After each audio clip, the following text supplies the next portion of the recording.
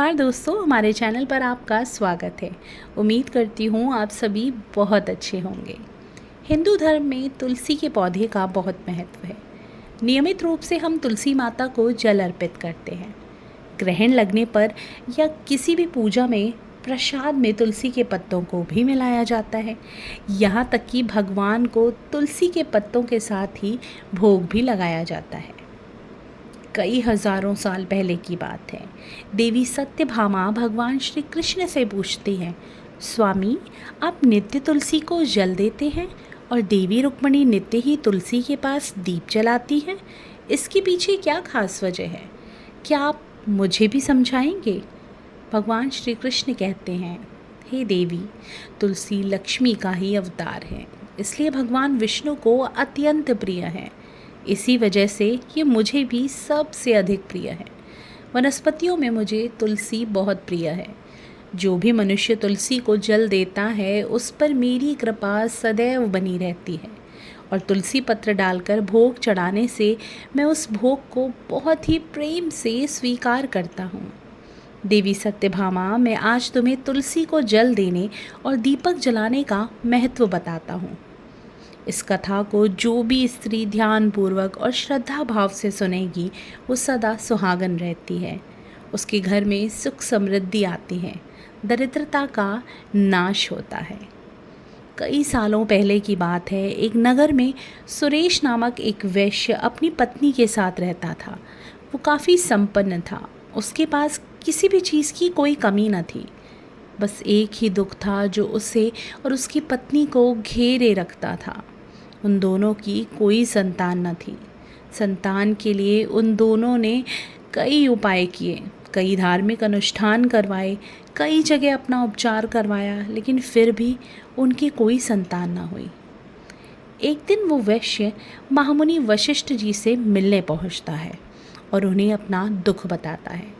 सब सुनने के बाद महामुनि दिव्य दृष्टि से देखकर बताते हैं कि ऐसा उसके साथ उसके पिछले जन्म के महापाप के कारण हो रहा है। पिछले जन्म में वो एक बहुत ही संपन्न वैश्य परिवार से था और एक दिन उसके द्वार पर भूख प्यास से व्याकुल एक गाय आई, जिसने अभी अभी एक बछड़े को जन्म दिया था। उस गाय को कुछ खिलाने पिलाने और उसकी सेवा करने की जगह वैश्य ने उसे बहुत अपमानित करके घर के द्वार से भगा दिया और कुछ ही समय में वो गाय मूर्छित होकर गिर गई। पूरे एक दिन तक वो चेतना में ना आ सकी। इस कारण उसका नवजात बछड़ा भी अपनी माँ का दूध ना पी सका। तब उस गाय ने ही तुम्हें श्राप दिया और उसके ही श्राप की वजह से आज तुम संतान सुख से वंचित हो। ये सब सुनकर उस वैश्य को खुद पर ही क्रोध और ग्लानि महसूस हुई। उसने ऋषिवर से इस पाप का प्रायश्चित करने के बारे में पूछा। ऋषिवर ने बताया, तुम पूरे विधान से पुत्र प्राप्ति यज्ञ करवाओ, साथ ही ब्राह्मणों को भोज करवाओ, वस्त्र और गाय का दान करो। इसके बाद घर आकर वो अपनी पत्नी को सब बताता है और दोनों यज्ञ की तैयारियों में लग जाते हैं। अनेकों ऋषि मुनियों को प्रेम पूर्वक उस यज्ञ में बुलाया जाता है। दान और यज्ञ पूर्ण होने पर अग्निदेव प्रकट होकर उन्हें पुत्र प्राप्ति का आशीर्वाद भी देते हैं। लेकिन साथ ही अग्निदेव बताते हैं कि सुरेश के बेटे की आयु मात्र 18 वर्ष ही होगी। इसके पश्चात उसकी मृत्यु हो जाएगी। कुछ समय पश्चात सुरेश की पत्नी गर्भवती होती है और सुरेश बच्चे के जन्म से पहले होने वाले सभी संस्कार विधि पूर्वक करवाता है। जब पुत्र जन्म ले लेता है उसके बाद भी सारे काम विधि पूर्वक ही करवाए जाते हैं। देखते ही देखते उसका पुत्र 16 वर्ष का हो गया। अपने पुत्र की मृत्यु निकट आते देख सुरेश बहुत परेशान रहता था। एक दिन उसकी पत्नी ने कहा, अब हमें अपने पुत्र का विवाह कर देना चाहिए। इस पर सुरेश ने अपनी पत्नी को समझाते हुए कहा, हम अपने पुत्र की मृत्यु का सच जानते हैं, ऐसे में हमें किसी की कन्या का जीवन बर्बाद नहीं करना चाहिए। 2 वर्ष बाद वो विधवा हो जाएगी। सुरेश की पत्नी कहती है, हमारे पास बहुत धन है, हमारी पुत्रवधू हमारे पुत्र के जाने के बाद भी अपनी पूरी जिंदगी इस धन के सहारे आराम से बिता पाएगी। बहुत समझाने के बाद भी वो अपनी पत्नी को नहीं मना पाते हैं और अपने पुत्र का विवाह वो राधा नाम की एक बहुत ही गरीब वैश्य की पुत्री के साथ कर देते हैं। 2 वर्ष पूरा होने में कुछ ही समय बचा होता है कि एक दिन सुरेश अपनी पुत्रवधू को अपने पुत्र की मृत्यु का सारा सच बताते हुए माफ़ी मांगते हैं। इस पर उनकी पुत्रवधू ज़रा भी परेशान नहीं होती और कहती है, पिताजी, मैं आपको वचन देती हूँ, मैं आपके पुत्र के प्राणों की रक्षा करूँगी, मैं विधवा नहीं होंगी। बस आप मुझे एक जल का घड़ा, एक गाय और एक दीपक ला दीजिए, मैं उसी से अपने पति के प्राणों की रक्षा करूँगी। सुरेश ने अपनी बहू को ये तीनों चीज़ें लाकर दे दी। राधा के पति की मृत्यु होने वाली थी। उसी दिन उसने सुबह उठते ही तुलसी को जल चढ़ाया और उन्हें प्रणाम करते हुए पौधे पर एक चुनरी बांध दी और तुलसी माता से प्रार्थना की, हे तुलसी माँ, मैं आपको चुनरी चढ़ा रही हूँ, कृपया अब आप ही मेरे सुहाग की रक्षा करना। सुबह यम का एक दूत उसके पति के प्राण लेने आता है। जैसे ही वो घर में आने लगता है तभी तुलसी उसे आने से रोक कर कहती है, इस घर की स्त्री ने मुझ पर ये चुनरी चढ़ाई है और उसके पति के प्राणों की रक्षा अब मैं कर रही हूँ, तुम यहाँ प्रवेश नहीं कर सकते हो। इस पर वो दूत वापस चला जाता है और अगले दिन यमराज 2 दूत ये कहकर शाम के समय भेजते हैं कि इस वक्त तुलसी का पौधा सो रहा होगा।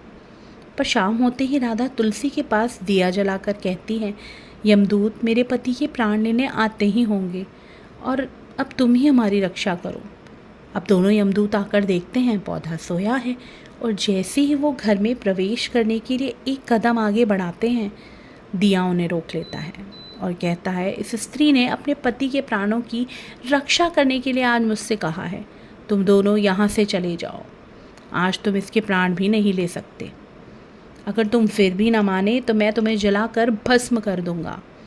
अब यमराज ने कहा, तुम 4 दूत राधा के जागने से पहले ही उसके घर चले जाओ और उसके पति के प्राण लेकर ही आना। लेकिन राधा ने पहले से ही घर के आंगन में जल से भरा एक लोटा रखा और जलदेव से अपने पति के प्राण बचाने की प्रार्थना की।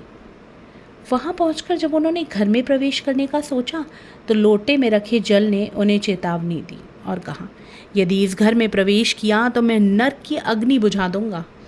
अब यमराज को बहुत गुस्सा आता है और वो 8 दूतों को एक साथ भेजते हैं राधा के पति के प्राण लेने।